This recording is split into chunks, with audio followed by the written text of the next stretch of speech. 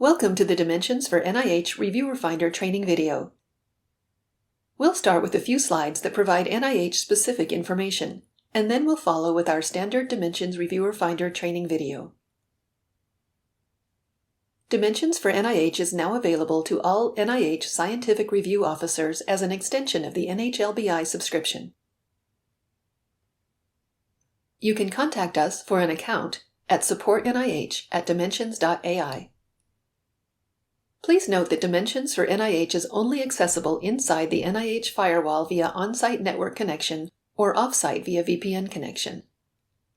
It contains sensitive applications data. Be assured that Dimensions for NIH support personnel maintain NIH badges with Public Trust Level 5 credentials.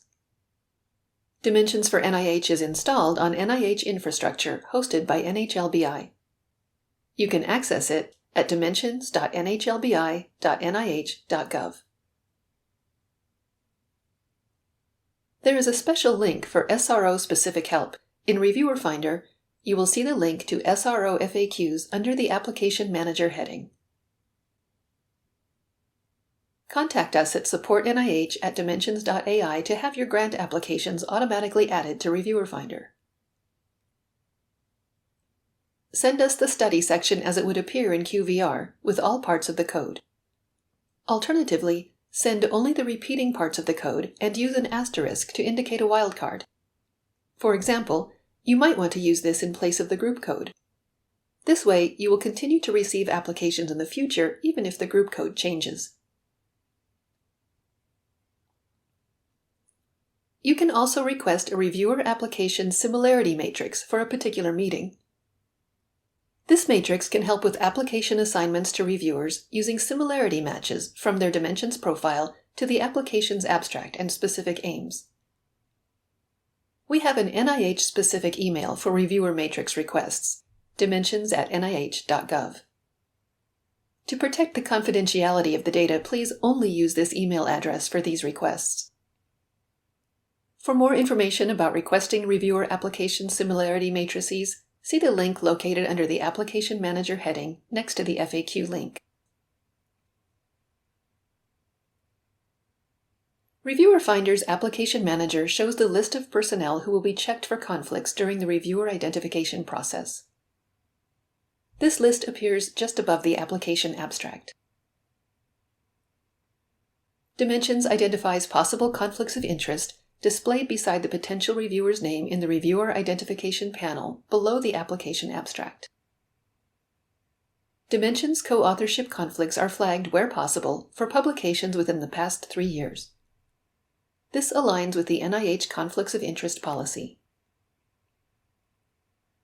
Please contact us with any questions at supportnih@dimensions.ai.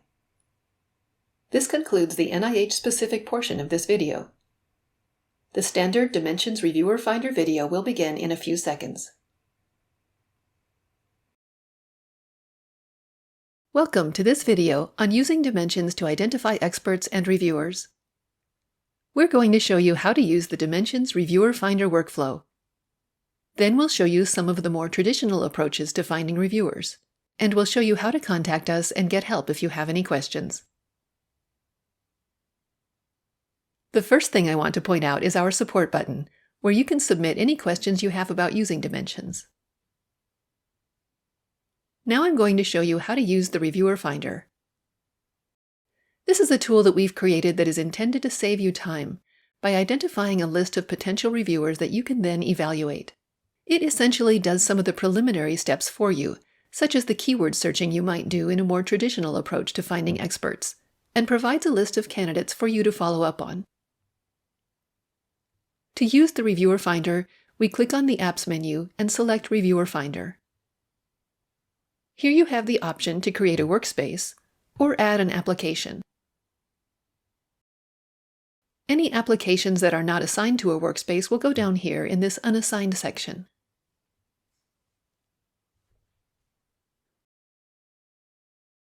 When you click on Add Workspace, you can name a new workspace, basically a new folder or a new project, however you like to think of it. Or if you click on Add Application, you can enter a new application here.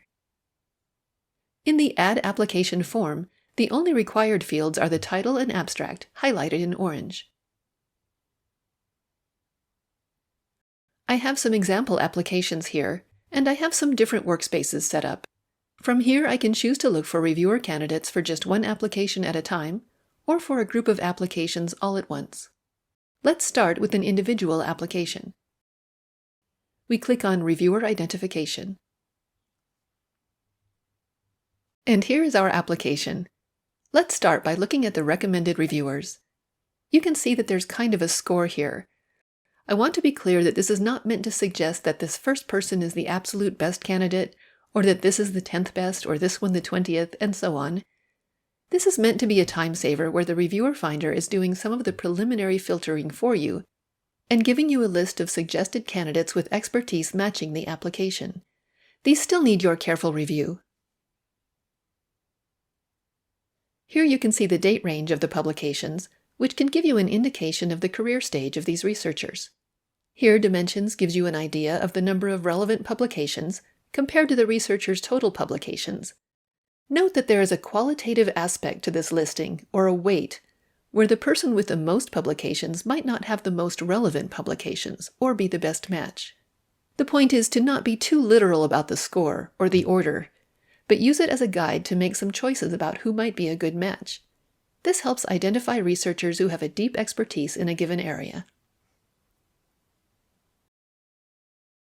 Here you can see the details of the relevant publications. Dimensions also provides a conflicts check. Here, Dimensions is looking for obvious conflicts of interest, based on co-authorships in this column and institutional affiliations here. And here you have the option to quickly filter out those candidates with obvious conflicts. Again, these need your careful review. The email icon doesn't give you the researcher's email, but it will conduct an internet search to look for contact information, such as a faculty page or a CV. Here at the top of the candidate list, there are some adjustments you can make. You can change whether suggestions are based on the candidate's publications or on their grants. You can change the number of years that are being considered. To focus on more recent or current topics, you might want to make this smaller. If you want to be sure your results include more senior researchers, you might make this date range larger. And here you can adjust the required similarity. High similarity will give you a smaller set of results to work with, but if you're not finding what you want, you might try adjusting this to cast a wider net. On the left, we have our filters. These are the same filters that are available in our main user interface, and you now have the option to select multiple items or exclude terms. For example, you might want to filter on research category. Dimensions has incorporated several widely used classification schemes, such as the Australia and New Zealand Fields of Research, the Research Condition and Disease Categorization, the RCDC, the Cancer Types classifications, some broad research areas to help you quickly narrow down your search, along with several other classification schemes.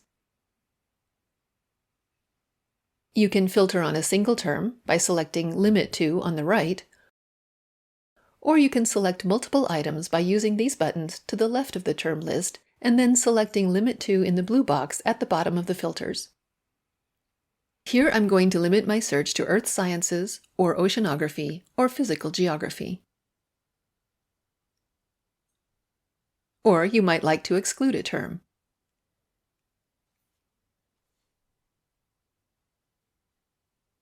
You can see that the filters I've applied appear here, and if I change my mind, I can remove them easily just by clicking on the X. At the top of the record, you can see the concepts. This is a list of terms and phrases that the Dimensions algorithm has identified as co-occurring within the search. These are the terms Dimensions is using to identify these candidates. You can make some adjustments here if there are terms you'd like to require, or terms you'd like to leave out. And you can add additional terms here. I would suggest not spending too much time working with the concepts to start off. We find that the default results are pretty good. But if you aren't quite getting the results you want, this is one way to refine the search. Going back to the Application Manager, as I mentioned, you can also search for reviewers on a group of applications. Here where I've set up this workspace, I can click on Reviewer Identification at this level, and here we see the recommended reviewers for this group of applications. These boxes represent the applications in this workspace, and if you hover over them, you can see which application each box is associated with. These green boxes show you which of the applications this reviewer is recommended for. As you select these candidates, the row of boxes shows you which of the applications still need a reviewer.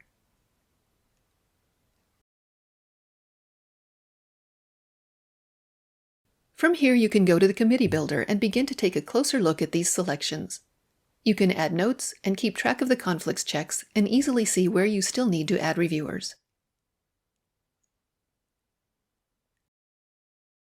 For workspaces with a large number of applications, you can use the clustering feature to group the applications into subtopics. You can specify the number of clusters and the degree of similarity within the clusters, and dimensions will suggest groupings based on common key terms, as we see here.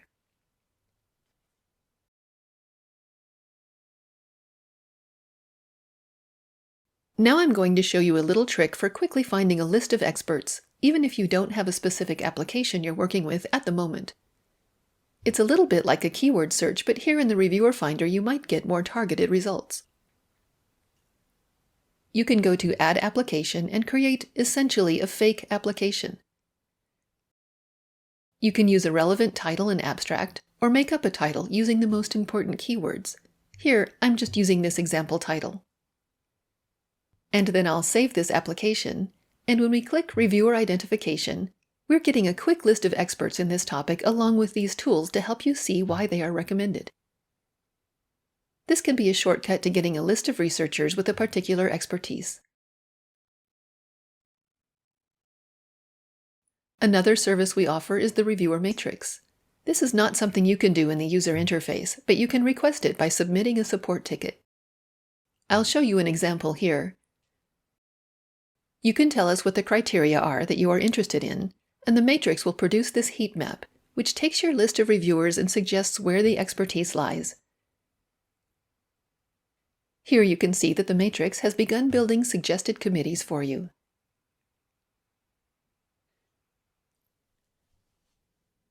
Now we'll take a look at some of the more traditional ways you can use Dimension's search features to identify experts.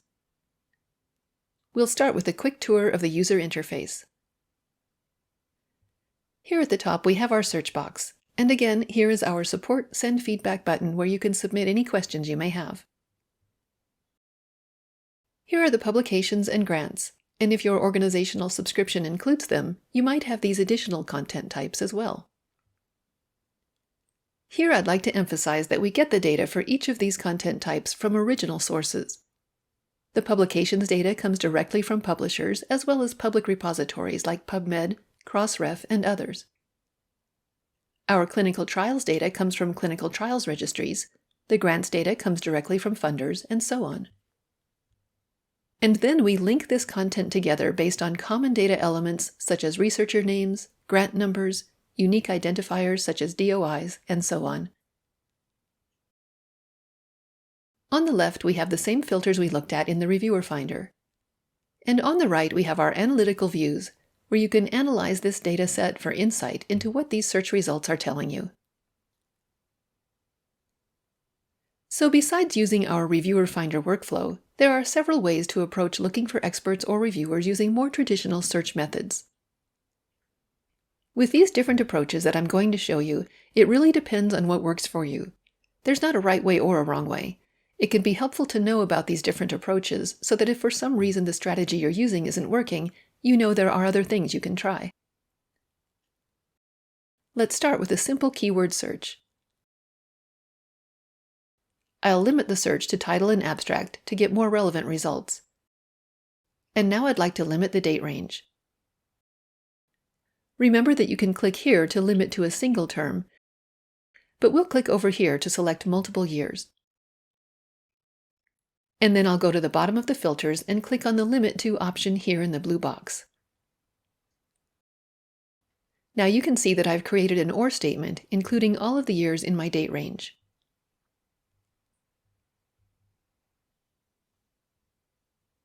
Looking at the research categories, maybe we'd like to focus on the mental health and well-being aspects of food scarcity, so I'm going to limit to behavioral and social science, or mental health. Now let's say we're interested in research being conducted outside of North America on this topic. So we'll go to Location of Research Organization, select US and Canada, and then click on Exclude.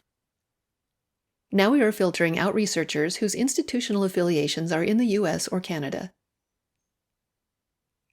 And while we're looking at the filters, you may have noticed that only the top 10 or so terms are displayed. To filter on a term that is not shown here, you can click on More, and then type the term you are looking for into the search box.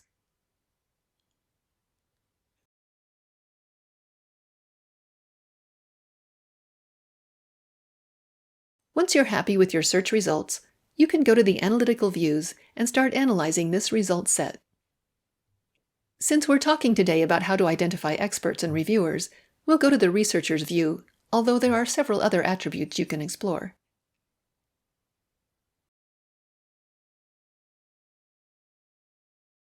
Here you can see the list of researchers by publication count that are represented in this result set. Going to the heat map, the default display is showing funders associated with these researchers. But we can change the columns, and if we select the RCDC classification scheme, we can very quickly see the focus areas associated with these researchers, and you can click right through to their relevant publications.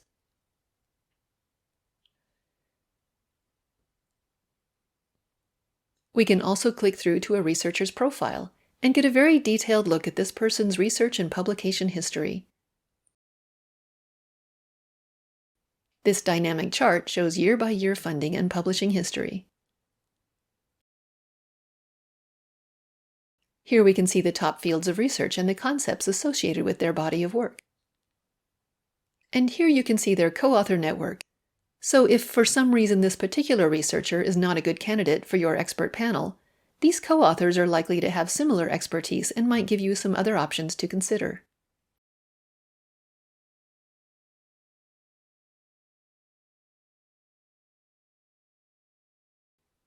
A second approach to finding experts, which is similar to the keyword search, is our similar document search. Here you can paste in an abstract, or a project description, or even just a block of relevant text, and Dimensions will identify keywords and phrases and match them to publications and grants in the database. This can be useful when you're having a hard time figuring out what the best keywords are, or if the keywords you're using just don't seem to be working. Here we have what Dimensions is suggesting are good matches to the abstract, and we can see, scanning the titles, that we've got some good matches here.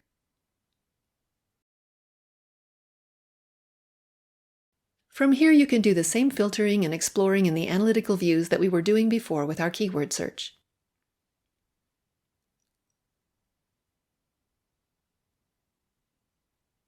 Another strategy for finding experts in the Dimensions user interface is using our advanced search to help identify keywords and phrases. If you're wondering whether you're using good keywords, or if the keywords you're using just aren't producing the expected results, you can go to Advanced Search and select the Concepts tab and copy your search statement into the search box. Then click on Calculate Concepts. Here we see a list of terms and phrases that the Dimensions algorithm has identified as co-occurring within the search. If these concepts are a good match for the subject matter you're looking for, then you're probably on the right track with your keywords. Here I see that food security is another term used in relation to this topic, and since I'm focusing on mental health, I might want to add this as a search term.